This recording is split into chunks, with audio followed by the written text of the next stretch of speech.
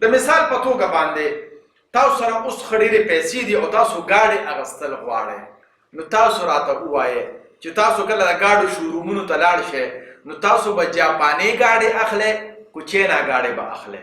لازمي خبره ده چې پیسې د سره برابر دي نو خلک جاپاني ګاډي اخلي. دا ولې جاپاني ګاډي اخلي؟ په جاپاني ګاډي باندې د خلکو اعتبار جوړ دی. اعتبار پې ولې جوړ دی؟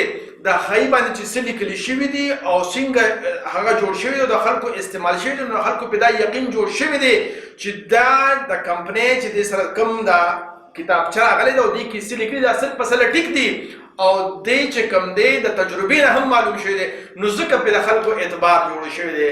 نو د دې نه دا خبره ثابته شوله که چېرې فرض که تاسو څه کاروبار کامیابول غواړئ نو چې کومې دعوې په بورډ لیکلي دي، په کاغذ باندې کومې دعوې لیکلي دي، په فیسبوک باندې کومې دعوې لیکلي دي او کوم